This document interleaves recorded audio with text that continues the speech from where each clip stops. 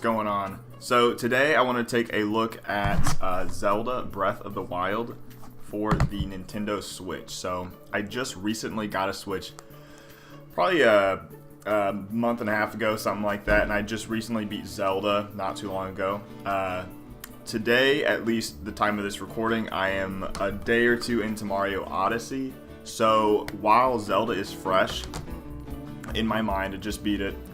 I want to do a review on that before getting too much deeper into Odyssey, because I didn't, want to do one of those reviews where, oh, it's a month later and I kind of remember this about the game. But no, Zelda is fresh in my mind. I'm ready to talk about it, so let's get into it. Zelda Breath of the Wild is the series debut on the Nintendo Switch and a launch title at that. Similar to Twilight Princess with the Wii in 2007, although, and you will hear me saying this a lot throughout the review, this game does not share as many similarities as you would think with the recent 3D titles, apart from characters, trademark items, and locales. So one thing I did think that it was important to bring up is that I did not grow up with Zelda. I grew up with the PlayStation, with Sega games. My first Zelda game was the Minish Cap in 2005 on the Game Boy Advance. Which after playing that, I did go to play the 3D Zeldas. I played Ocarina of Time, Majora's Mask, which I actually have it right here, Twilight Princess. Great freaking games. I am disappointed I didn't play them sooner. But I'm just saying that because, to say that this is not going to be a biased review.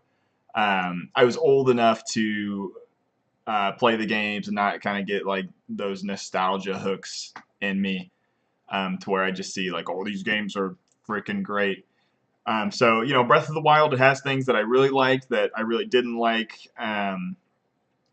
It uses some stuff from the previous Zelda games. Some things are totally brand new. It borrows stuff from other series, all kinds of stuff. But just want to let you know that before getting deeper into the review. Wake up, Link. Breath of the Wild opens up with Link half naked in a cave with a voice telling him to wake up. Similar to Final Fantasy X in the Final Fantasy series, this is the first time in Zelda there has been full-on voice acting. Not every character or scene is voiced, but almost all of the pivotal scenes are voiced quite well.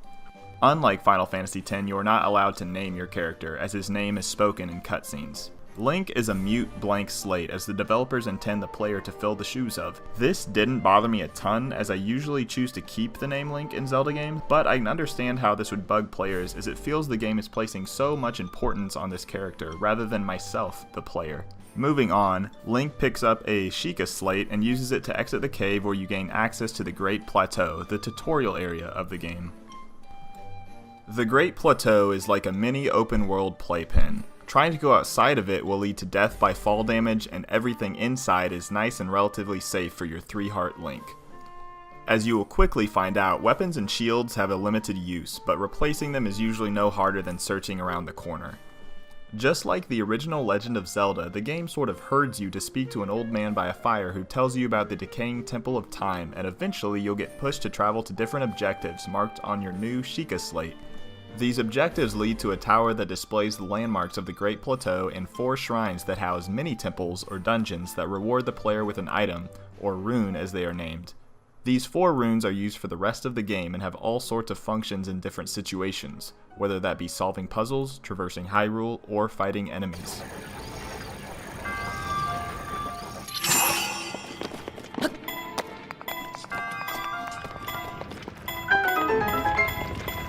Once you have completed the 4 shrines, you can meet the old man at the top of the Temple of Time, where he reveals to be the spirit of the last king of Hyrule, and basically lays out the backstory about what happened during the Great Calamity 100 years ago. The Great Calamity was merciless. It devastated everything in its path, a century. I'm not going to get into where the game's plot fits in the overall timeline and all that. Truthfully, I prefer to look at the plots in Zelda games individually, but here's a quick summary. Forgive me. I think you are now ready. In preparation for the resurrection of Calamity Ganon, Hyrule built 4 giant machines named the Divine Beasts, all of which were piloted by a champion of each of the 4 kingdoms and formed an army of smaller machines named Guardians. Calamity Ganon was able to seize control of the Divine Beasts and Guardians to kill the King of Hyrule as well as all of the champions. Only the king's daughter, Zelda, survived to keep Calamity Ganon at bay and has been doing so the past 100 years. He also reveals that you, Link, were Zelda's personal appointed knight and became injured during the Great Calamity, and has been healing ever since, although Link has no memory of these events as he seems to have lost them during the healing process. Before the king disappears, he gives Link the paraglider, essentially the Deku Leaf in Wind Waker, so he can safely leave the plateau and tells him to find Impa in Kakariko Village. But you don't have to listen to the king at all. You can say screw that and go fight Ganon right now. It'll be hard as hell and you'll probably lose, but this is where the game takes off the training wheels completely. Hyrule is big and Link can go anywhere and climb nearly anything, as long as his stamina bar permits, and that it's not raining. Having full access to Hyrule can be a little overwhelming, but not so much to where I wanted to stop playing. This is why the Great Plateau was designed the way it was.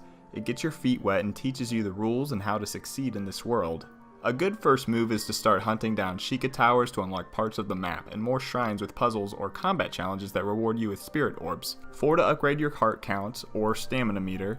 Fuck the stamina meter, go for the hearts. Enemies have absolute stats, meaning that they will not become weaker if your equipment and stats aren't up to snuff.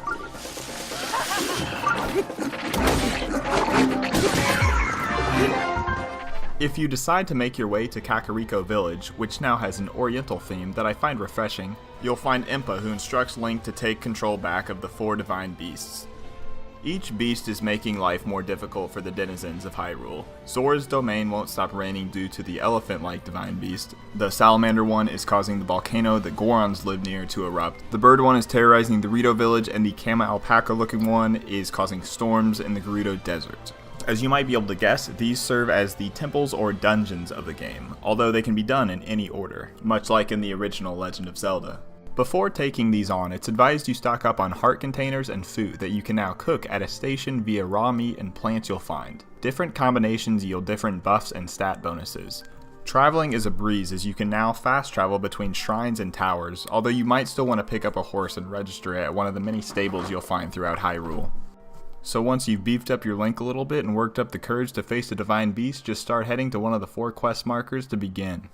Completing each divine beast requires the same process. Find the leader of the town, Link will have some flashbacks with the race's champion, you'll complete an errand or 2 for the townsfolk, and then you'll do an action sequence before finally getting to enter the divine beast.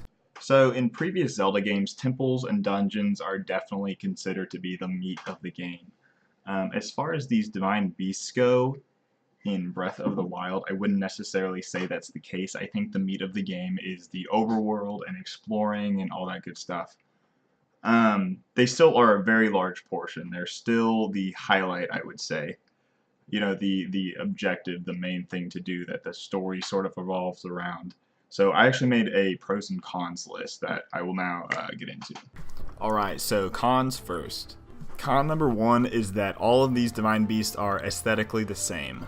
Apart from the area outside of them, inside they all have the same hashtag aesthetic that the Steeds of Time from God of War 2 had. Remember in Twilight Princess where there was the Yeti's house, but it was also a dungeon? It was cool because it was like an ordinary location that wasn't necessarily labeled as like an ancient dungeon from 100 years ago and whatnot. Like, it was just some dude's house.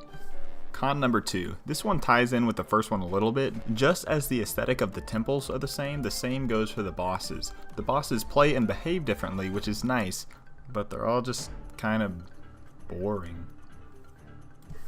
Last con.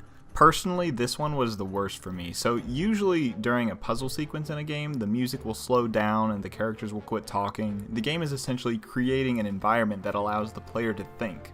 Past Zelda games were phenomenal at this. Breath of the Wild does away with this by having the champion constantly yell in Link's ear how many terminals are left every time one is activated. Just 1 terminal remaining. You're almost there.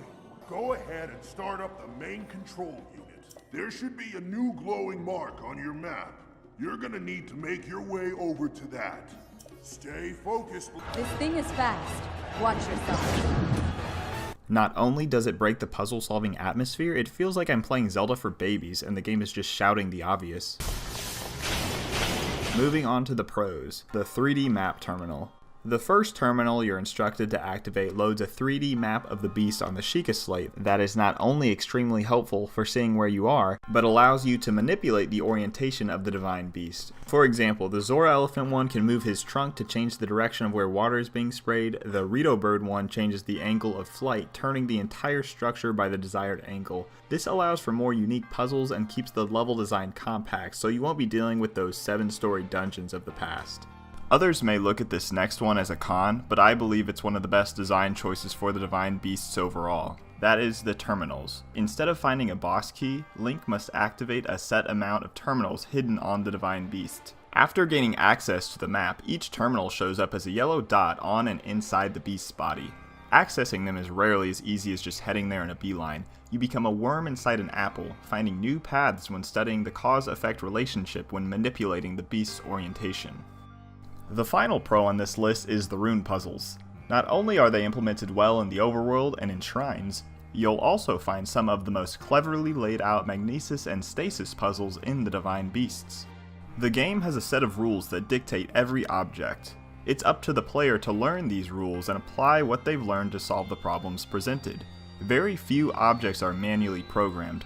All ice objects will be melted dynamically by fire objects. If an object looks rollable, it probably is, and etc. Overall, I really enjoyed the Divine Beast segments. I wish there had been more large puzzle solving sections like this, but I guess that's what DLC is for. Apart from the Divine Beast, the game really pushes you to find the Master Sword before confronting Ganon. The sword is found in the Lost Woods and requires 13 hearts to pull from its resting place. It is the only weapon in the game that will regenerate when broken, and it's extremely effective against the many Guardian enemies you will find wandering or sitting in Hyrule. Honestly, there's so much to do in this new Hyrule that the game doesn't push you to do. One of my favorite segments I came across by accident. If you sail east of the map with a raft and a Deku Leaf, you'll come across Eventide Island. Here, a voice will magically strip you of all your items, save your runes, and task you with activating 3 pedestals by placing the 3 respective Sheikah spheres in them that are hidden on the island. 2 of the spheres are easy to find, but the 3rd is on the neck of a Hinox, one of the game's larger enemies. These are usually not much of a problem when you have all your equipment, provided that you aren't brand new. But defeating the one on Eventide Island requires that you be extremely conservative with all of your collecting on the island, and it's a very nice challenge even if you are near the tail end of the game. I've already spoken a lot about what Link can do and how the mechanics of the game work, but how does it feel in execution? Well, to over-answer that question, this is one of the most versatile Links we have seen. He now has a designated jump button, and the familiar lock-on battle system makes a return. I suggest using the Pro Controller rather than the Joy-Con controllers, as having a little bit of extra controller real estate feels better in the hand. There are a vast amount of weapon types to collect. Slow but powerful greatswords, long-reaching spears, and magical rods are only a few. It's always a good idea to carry a variety. Link can also now surf down slopes with a new Shield Surf ability, which will damage the shield, but it's fun as hell, as I found myself doing it all the time. The learning curve for everything to feel natural only takes a couple of play sessions, but once mastered, it feels great to start mixing up the paraglider and rune abilities in your combat. It can be tedious early in the game when you only have a few hearts to pull open the menu every time you need to eat, as there is no shortcut to assign food to. It can feel cheap to get knocked down to 1 HP over and over only to recover instantly with the 15 stakes you have in your backpack. It can definitely be argued that preparation and work used to obtain those stakes wins the fight, but I have always preferred how games like Dark Souls and Bloodborne handle this, by not allowing the player to pause the gameplay on screen and only rely on skill. Ever since Wind Waker, the series has shown it's not afraid to dabble with a large range of aesthetic and design choices. Breath of the Wild goes for a more realistic look compared to what was offered in past titles. It looks like a combination of Skyward Sword's cel-shaded visuals along with a little bit of Twilight Princess's realistic environments. It's not dark or dreary, nor is it overly cartoony or exuberant. It falls somewhere in the middle with Twilight Princess and Majora's Mask on one side and Wind Waker and Skyward Sword on the other. Unless you think you can prove me wrong? Maybe we should just settle this one-on-one. The game offers a handful of different ecosystems and environments to explore. You can usually tell where you are on the map without looking too far. There are deserts, grasslands, mountains, a volcano, beaches, and even a jungle. Breath of the Wild soundtrack is much more relaxed than in previous titles, but ramps up during combat segments. The theme when you fight a guardian is fantastic. You can also notice some familiar pieces sprinkled in, which is very nice.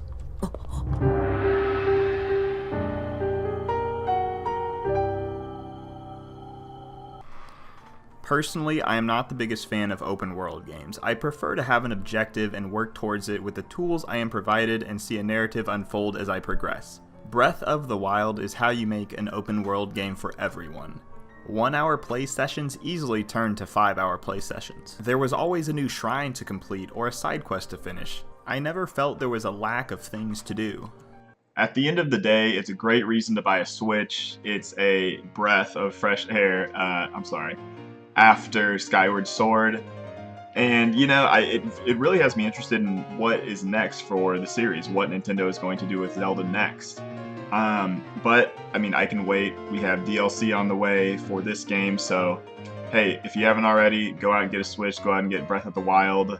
Odds are you're really going to enjoy it. Apart from that, I will see y'all next time. Thank you for watching the review, and have a great rest of your day.